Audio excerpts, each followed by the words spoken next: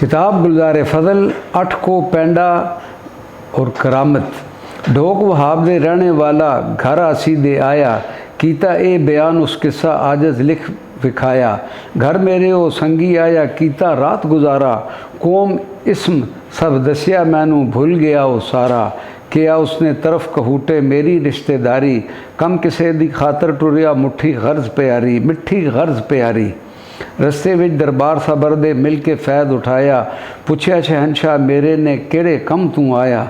अर्ज कीती ये साए किबला आलम तरफ कहूटे जासां, उत्थे रिश्तेदारी मेरी कुछ दिन रह के आसां। रुखसत हो के शहनशाह थी मैं उत्थे जा वड़िया, मैं मलीपा कीता जाके कुछ दिन उत्थे अड़िया। रुखसत वेले टब्बर मेरे नू देवन बहुत सौगातां, तकड़ी पंड बनावन मैनू करके शफकत बातां। दब्बो भारियां गड्ढा बन के सर पर भार उठाया, विज कल्याम शरीफ दे यारो दिन ढलने पर आया। साबर पीर पड़ी पर है सन बैठे रेया चुप करके, छप्पर मुबारक तले भाई ओ पिंड कुड़मी धर के। तिन बहारियां लइयां फ़कीरां बाकी अमन अमानी, पेशी वक्त पड़ी पर उठे साबर वक्त ज़मानी। ता मैं मिल के रुखसत मंगी करो दुआएं जासां, पास मेरे कुछ बोझ भी हैगा सर पर जा पहुँचा सा। पुछया साबर पीर ने मैनू कैसा बोझ ले आया, हैं बहारियां या शाह आलम आजज आग सुनाया। ता फरमाया किबला आलम दे दे एक बहारी, विच हवेली पीर मेरे दे फेरनगे करकारी। चंगी पुख्ता देख बहारी पेश हजूर टिकाई, खुश हो के फरमावन लगे बहुत पसंदा आई। पर अज इत्थे हो जमीयत फजरे वेले टुर जाना, क्या ताकत सी आखा मोड़ा जो साबर फरमाना। दीगर बांग मिली जिस वेले शहनशाह फरमाया, टुरपो वक्त बतेरा दिसे थापड़ पुष्ट लगाया। सख्त हैरानी दिल विच आई दो को पेंडा जासां, सूरज तुरंत गुरुब हो जासी अड्डे ओखड़ खासां। रस्ते विच नहीं वाकफ मेरा वक्त तुरन अटकाया, हुण कवेले दे इजाज़त तुरने नू फरमाया। आखिर अमर मैं चाके गठरी उठ टुरिया राह फड़ के, 8 को पेंडा टुर के आया उसे तरह दिन भड़के। नेड़े पहुँच घरां अपने दे दीगर पढ़ ली भाई, थोड़ी देर वस्ती वड़िया शाम हो गई कदाई। पढ़ी नमाज कदा करनी थी मोड़े फ़र्द में शामा, मौलवी साहब नू जिक्र सुनाया खबर न कीती यामा।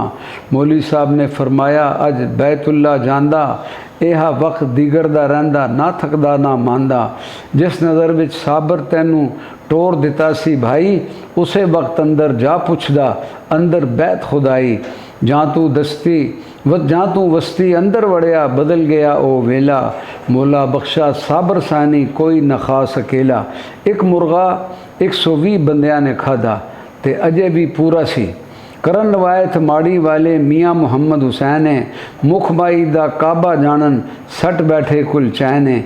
भाई मुहम्मद उमर जो रहिंदा डन्ने विच मुकामी, सी खलीफा सरवर आलम शाह फजल कलियामी। साबर पीर गए सन डन्ने होर किसे दे खाने, करके खुशियाँ देन ज़ियाफत चंगे लोग सियाणे। बीबी साईं इतरदी आखे डाडी सदर आवे, लेके डेरा साबर सोना रोटी आकर खावे। हर वेले दिल मेरा मंगे हथी आप पकावा, आजिज़ खाने विच बिठा के अदमा नाल खिलावा। साईं इतर फरमांदे अगू सुना नेक निसाए, कर समान पकान रोटी दा जे दिल कर तेरा चाहे। अर्ज़ कीती फिर बीबी साहिब अंदर कुछ ना रखा, एवी कैवी रोड़ दे वांगण हथ पावां पे कखा। फिर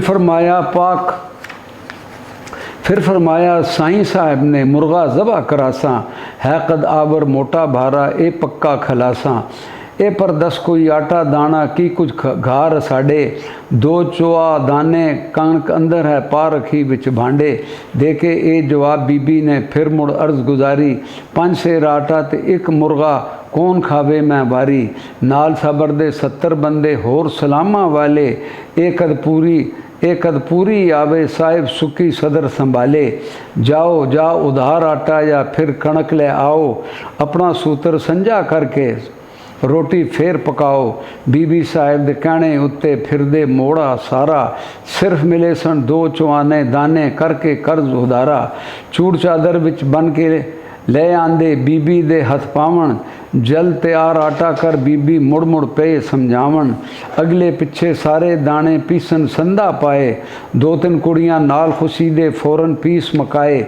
जाके रोटी होड़न जल्दी फौरन घर नूं आए, पकड़ कुकड़ नूं ज़बा करा के बीबी दे हथ पाए। जल्दी जल्दी करो तैयारी वेले नाल पकाओ, होंदे सूरज खानू रोटी रात एवी मत पाओ। हुई तैयार ना रोटी हांडी बीबी साहिब बुलाया, साईं साहब ने लेके लोइयां उमदा फर्श बिछाया। गए सुन तुरत बिलावन कारण जाके अर्जी कर दे, हाल मेरे थी वाकफ हजरत ले चलो कुल बरदे। उसे वक्त एक मर्द मटेरा आकर होया सलामी, होर मर्द संग उसदे 40 विच शुमार तमामी। साईं इतर ने अर्ज गुजारी साबर करो तैयारी, सूरज होने खादी जावे होंदी रात गुबारी। हुक्म सुनाया शहनशाह ने ए मेहमान ले जा तू, हो हमरा बिठा के अंदर पहले ताम खिला तू।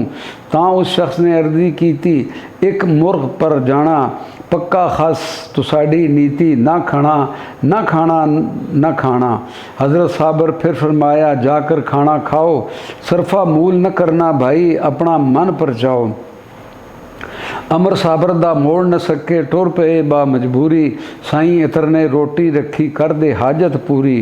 खा ताम पड़न शुकराना रजबर खावन खाना, साईं इतर आपास साबर दे हथ बन अर्ज सुनाना। चलो हजरत खाओ रोटी होया वक्त थवेड़ा, ओ मेहमान खिवा के आया पैसी रात अंधेरा। हुक्म दिता फिर शहनशाह ने चलो सारा डेरा, होर मुसाफिर भी उठ चलो ना वाकिफ है जेड़ा। टुर पे जा वड़े विच वेड़े बीबी घोल घुमावे, उस वेले दी सिख चरोकी केड़ा वेला आवे। शुक्र अल्लाह मैं आजज दे घर रोटी खावन आयो, बरकत तेरी नूर मसाला कदम मुबारक पायो। हासिल गर्ज फर्श पर बैठे ओ जो मर्द मुटेरा, जिसने रोटी आगे अगे खादी पिछे आया डेरा। उसने अर्ज की या किबला कुकड़ खा मुकाया, क्या खासी हुन डेरा, हजरत रोटी खावन आया। तुरंत जवाब साबर ने दिता बह के तक तमाशा, रोटी खाकर हाल सुनासा रत्ती घट ना माशा। हट बैठा वो अमर मुताबिक डेरा रोटी खावे, लावण रोटी बहुत बतेरा घाटा कुछ ना आवे। 40 पहले 80 पिछे यारो खाना खाया, एक कुकड़ ते 10 सेर आटा फिर झोलियों वरताया। विच खंडूरा लावण पावण विच डेरे वरतावण, बह वरतावे ओ घर वाला नाल खुशी दे खावण। खावण वाले खा पी बैठे तां हजरत फरमाया, हांडी पास मेरे ले आओ साईं इतरले आया। ला के ढक्कन उस शख्स नू हजरत कोल बुलावन, विच तरामी गोश्त सारा हांडी थी परतावन। हुक्म दिता हुण अंज कुकड़ दे गिन लै मेरे प्यारे, तक ले अंज कुकड़ दे पूरे विच तरामी सारे। हो हैरान करे ता तोबा दे दियो ए माफ़ी, मौला बख्शा शान इलाही हरदम रहंदे आफ़ी।